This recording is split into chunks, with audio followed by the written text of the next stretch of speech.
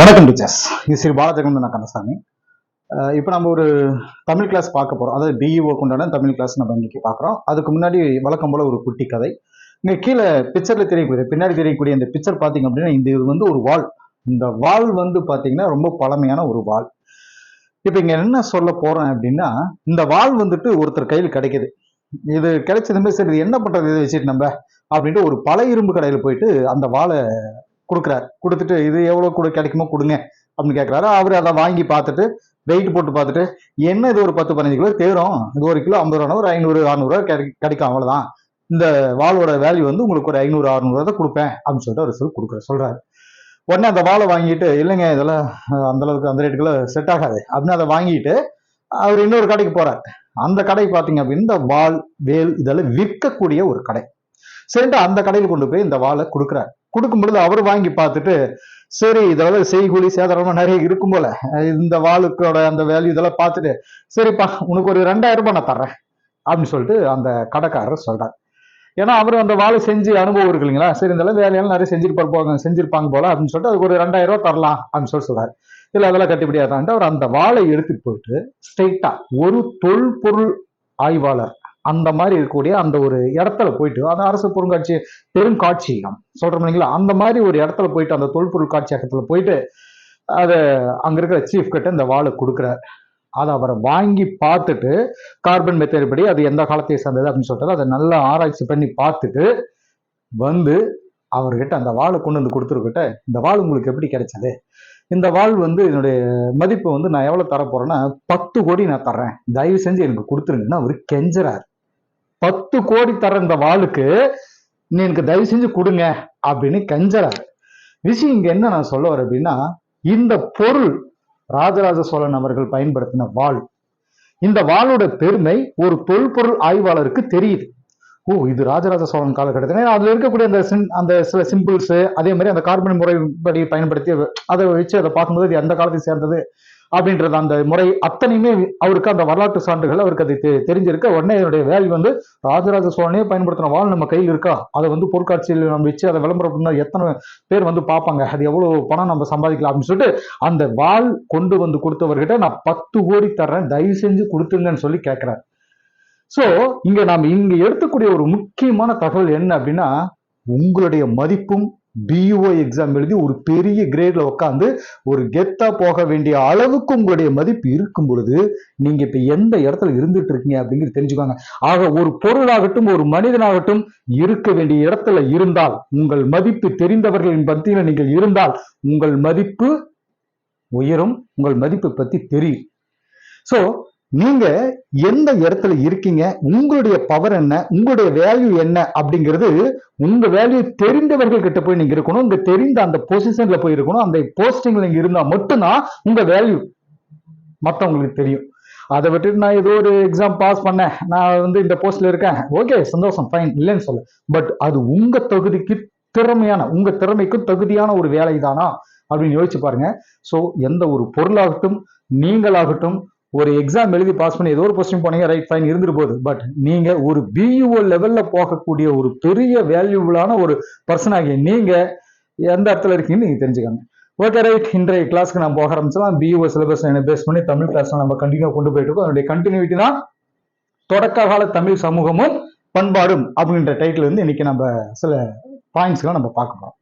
அதாவது எப்பவுமே ஒரு கல்வி கத்துக்கிறாங்க இல்லைங்களா, அந்த கற்றல் அப்படிங்கிறது வந்து ஒரு டீச்சர் சொல்லி தராங்க, ஒரு மாணவன் கேட்கிறார், சரி இது வந்து கற்றல் சொல்றோம். கல்வியில் சிறந்தது நம்ம தமிழ்நாடு அப்படின்றது காலங்காலமா மக்களுடைய அந்த எண்ணங்களுக்கு தகுந்த மாதிரி கற்றல் கற்பித்தல் அப்படின்ற பல பரிமாணங்கள் வந்து நல்லா வளர்ச்சி அடைஞ்சு வந்திருக்கு அப்படின்ற ஒரு விஷயத்த மைண்ட் வச்சோம். கற்றலும் கற்பித்தலுடைய நோக்கம் அதுதான்.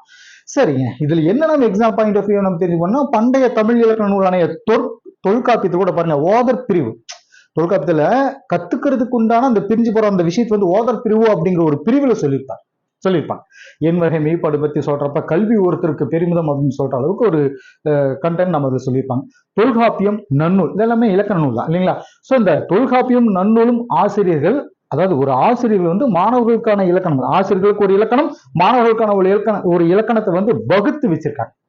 சோ சங்க இலக்கியங்களும் கல்வியுடைய சிறப்பை பத்தி நிறைய சொல்லிட்டு இருக்கு. அதுல நம்ம பார்த்தோம்னா சங்க இலக்கியங்கள் ஒவ்வொன்றும் வரிசையா பார்க்கும் பொழுது உற்றுளி உதவியும் உருபொருள் கொடுத்தும் பிற்றை நிலை, அதாவது பிற்றை நிலை முனியாது கற்றல் நன்றே அப்படின்றது புறநானூற்றுவடிகள் உங்களுக்கு தெரியும்.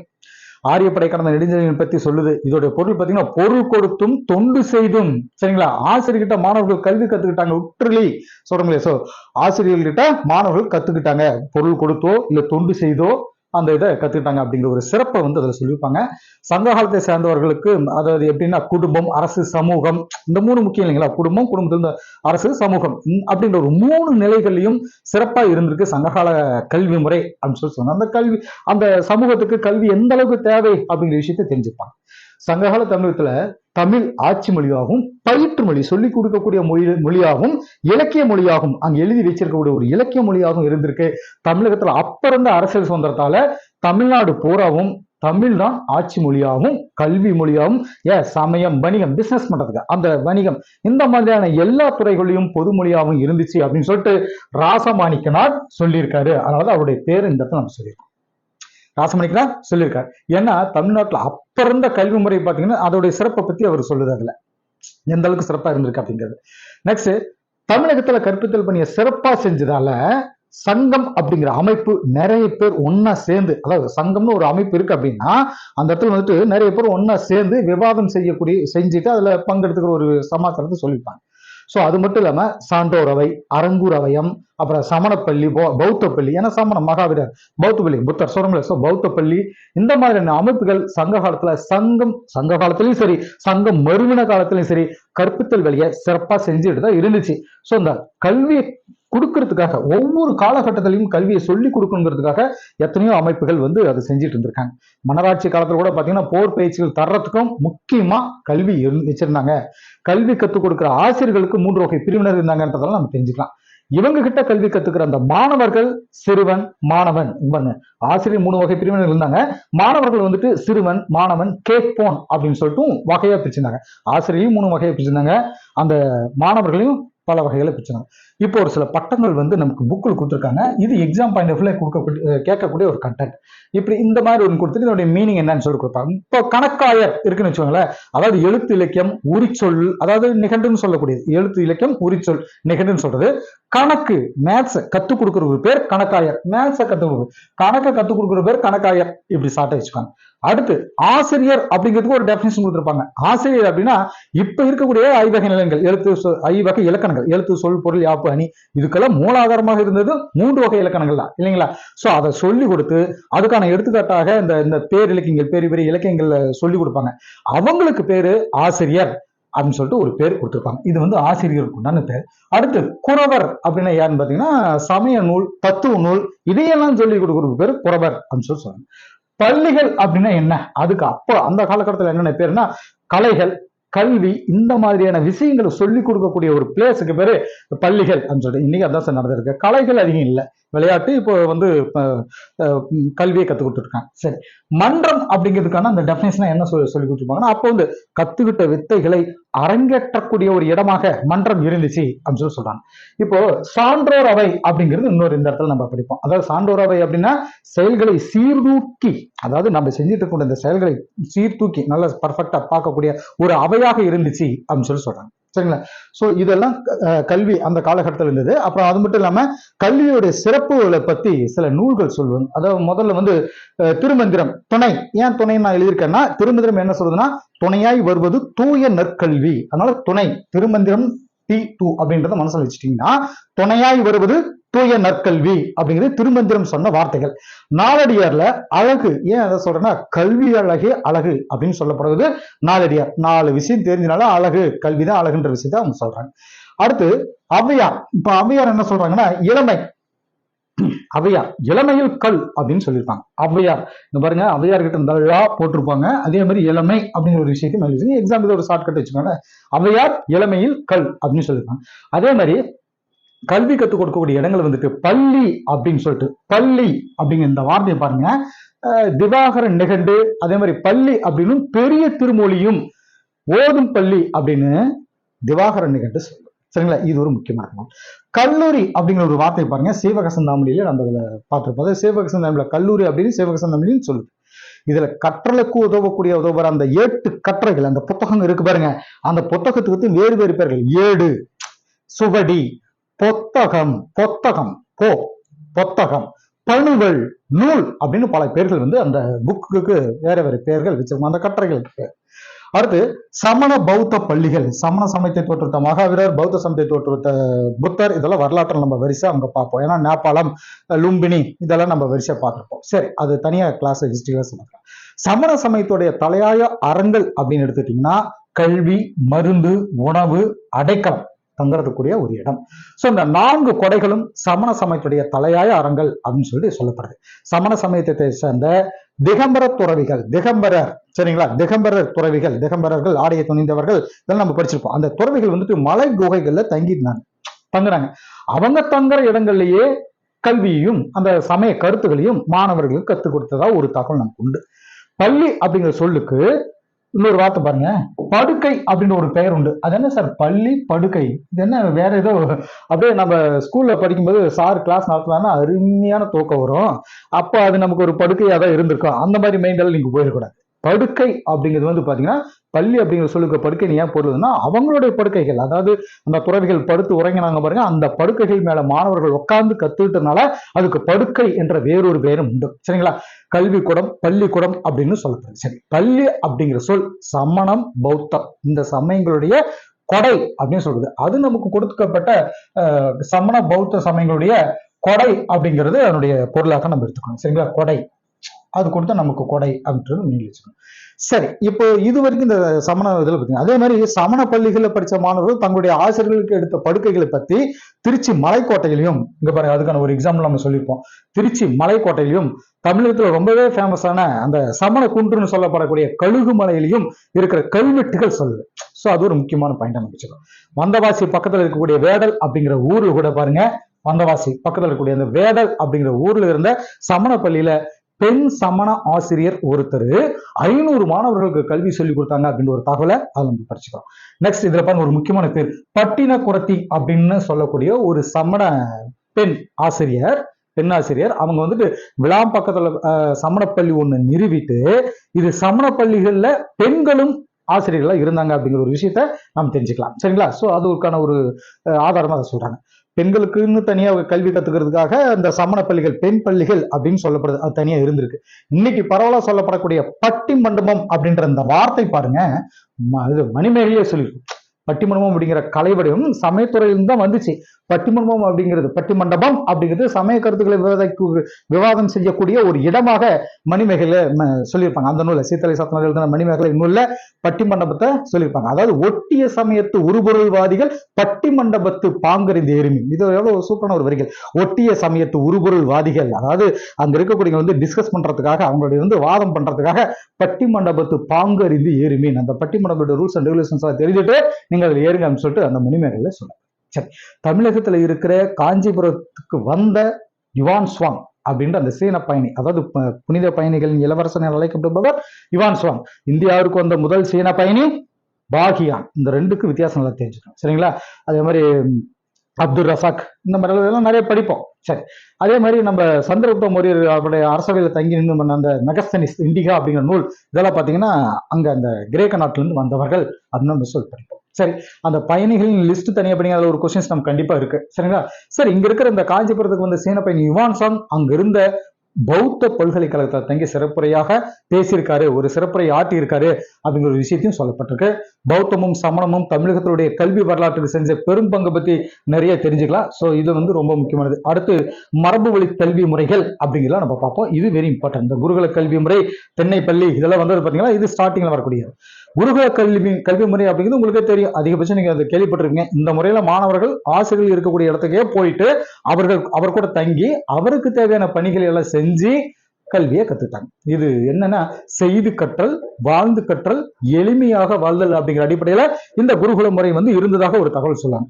நெக்ஸ்ட் திண்ணைப்பள்ளி கல்வி முறை. திண்ணைப்பள்ளி இது வந்து ரொம்ப ஃபேமஸான ஒரு கல்வி முறை தான். 19ஆம் நூற்றாண்டுடைய இடைப்பகுதியில ஊர்கள்ல பல ஊர்களில் வந்துட்டு அதிக அளவில் தென்னை பள்ளிகள் இருந்துச்சு அப்படிங்கிறது ஒரு சொன்னாங்க. இதுக்கு இன்னொரு பேர் சொன்னாங்க, இதை வந்துட்டு தெற்றி பள்ளிகள் அப்படின்ற ஒரு பேரும் அதுக்கு உண்டு.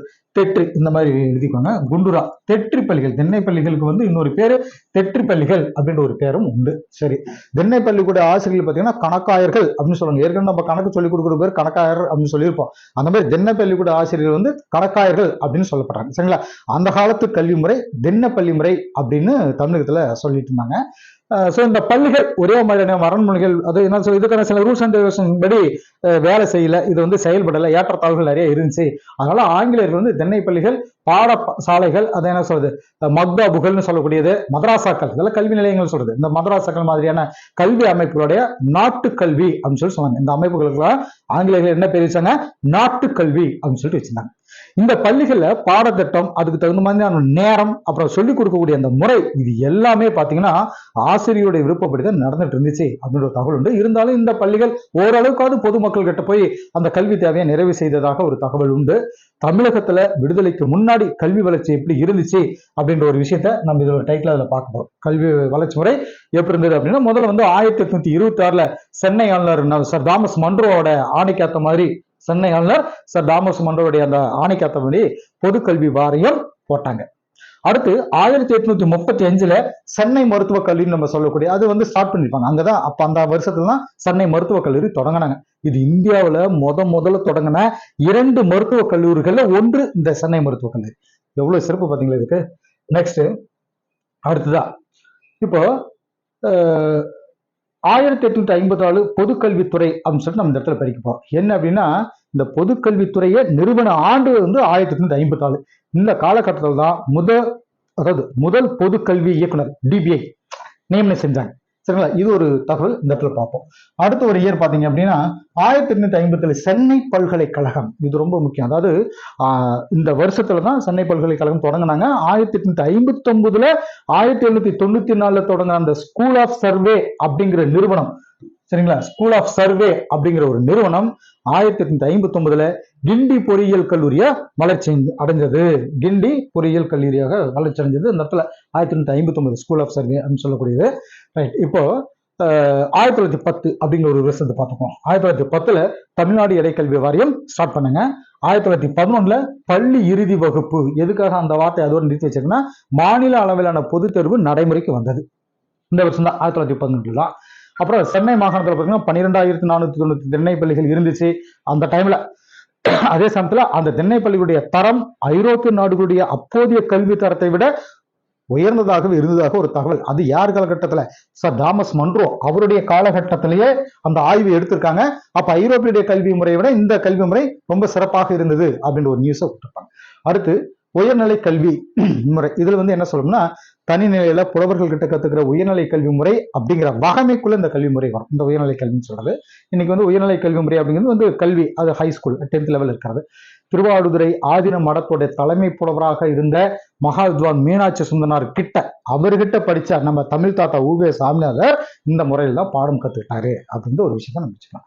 இப்ப நம்ம தமிழ்நாட்டுல ஐரோப்பியருடைய கல்வி பணி எந்த அளவுக்கு இருந்துச்சுன்னு சொல்லி பாத்தீங்கன்னா, 1453 ஜான் கூட்டன்பர்க், அதாவது ஸ்டார்டிங் 1453 தொடக்கத்துல ஜெர்மனி நாட்டை சேர்ந்த ஜான் கூட்டன்பர்க் அவர் வடிவமைச்ச அச்சு இயந்திரம் கல்வி நிறைய பேர் கத்துக்கிறதுக்கு ஒரு காரணமாக இருந்துச்சு. அச்சு இயந்திரம், பிரிண்டிங் டிசைன், இல்லைங்களா?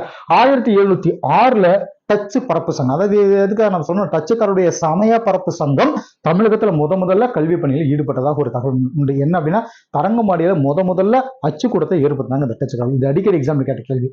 இந்த மாணவர்களுக்கு தேவையான புத்தகங்கள் எல்லாம் அச்சடிச்சாங்க. இந்தியாவில் முதல்ல அச்சடின மொழி தமிழ் தான். அந்த சிறப்பு நம்ம தமிழுக்கு உண்டு. டச்சுக்காரர்கள் அறப்பள்ளிகள் நிறுவனத்தோட ஆசிரியர் பயிற்சி பள்ளிகளும் நிறுவனாங்க, கட்டினாங்க அப்படின்ற ஒரு தகவலும் இதில் நம்ம தெரிஞ்சுக்கலாம். 1813 சாசன சட்டம் 1,00,000. ஏன் இதை நான் எழுதியிருக்கேன்னா, சாசன சட்டப்படி லண்டன் பாராளுமன்றம் இந்தியர்களுடைய கல்விக்காக வருஷத்துக்கு 1,00,000 ரூபாய் ஒதுக்கிச்சு. அந்த காலத்துல இந்தியாவில் தமிழ்நாட்டு இலக்கியங்களில் கீழ தேசத்துல இருக்கக்கூடிய, அதாவது இதுல ஒரு முக்கியமான பாருங்க, கீழ தேசியவாதிகள் மேற்கத்தியவாதிகள் அப்படின்னு ஒரு 2 பிரிவினர் அப்ப இருந்தாங்க. இவங்களை என்னன்னு சொல்ல போறோம்னா, அந்த காலத்தில் இந்தியாவில் அதாவது சொல்றது, தாய்நாட்டு இலக்கியங்களையும் கீழ தேசத்துல இருக்கிற கலைகளையும் சொல்லி கொடுக்கணும் அப்படின்ற ஒரு கொள்கையோட ஒரு சில பேர் இருந்தாங்க. அவங்களுக்கு கீழ தேசவாதிகள் அப்படின்னு சொல்லப்படுது. இருந்தாலும் மேற்கத்திய கல்வி முறை சொல்லப்படக்கூடிய அந்த ஆங்கில கல்வி முறை மூலமா தான் இந்தியர்களை முன்னேற்ற முடியும் அப்படின்னு ஒரு சாரார் சொல்லிட்டு இருந்தாங்க. இவங்களை மேற்கத்தியவாதிகள் அப்படின்னு சொல்லிட்டு சொல்லுவாங்க. இந்த 2 பேர் ரொம்ப முக்கியம், இந்த மெயில் வச்சுக்கோங்க. சரிங்களா? இந்த கீழே தேசியவாதிகள், மேற்கத்தியவாதிகள் அப்படின்னு இந்த கருத்து வேறுபாடுகளை தீர்க்கறதுக்காக தான் 1835 மெக்காலே கல்விக்குழு உருவாக்குனாங்க.